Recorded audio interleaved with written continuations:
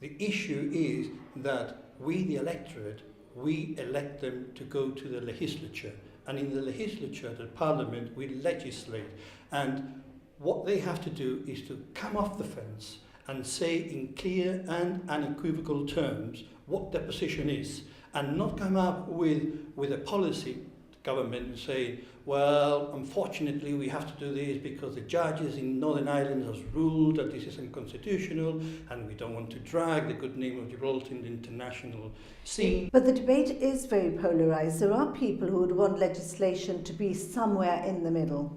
Well, there are all sorts of people who would want legislation to be in the middle, and there will be people who want legislation that would give the potential life of a sperm or a fetus more importance than the right of a woman to choose, and there will be other people in the community who says, I think that the right of a woman to choose is paramount. That is my view, and I'm giving my view in a clear and unequivocal terms. And what we need to have is the main political parties in our legislature to come off the fence and tell the people where they stand on this.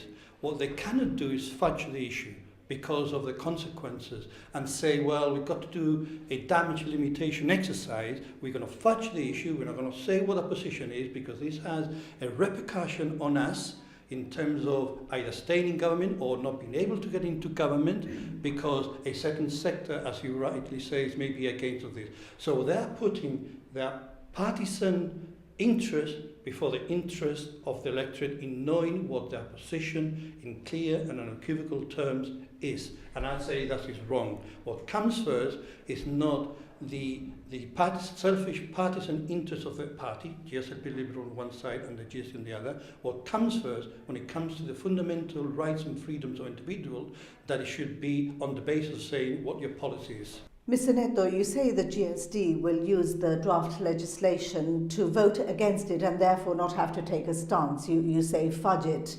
Is this your personal opinion or do you have inside knowledge? No, I mean, I don't have inside knowledge because obviously I've not been active in the GSD in the last few years. This is my own assessment from what I hear, from what I read, from what I see, from the comments that the GSD is making. Keith Vasquez says the party's doors are always open to you and that you have more in common than you have differences. Is your decision set in stone? Is it definitely goodbye GSD? Well, I mean, first of all, I have great respect for Keith Vasquez. I think he's a very honourable man, a very decent man, a very intelligent man, but I think he's misguided on this particular issue. He would obviously say that the one I'm misguided is me. That's fair comment, in matters of public interest. But yes, I think I'm definitely out because I don't see the GSD doing the correct thing. And for me, the correct thing is to say, well, look, this is our view, regardless of whatever the judges in Northern Ireland said, regardless of our views, the party which has got a voice in Parliament, this is our policy with regard to the fundamental issue. I am either in favour of abortion or I am against an abortion. That is their right to pursue whatever their views are. But you get off from sitting on the fence.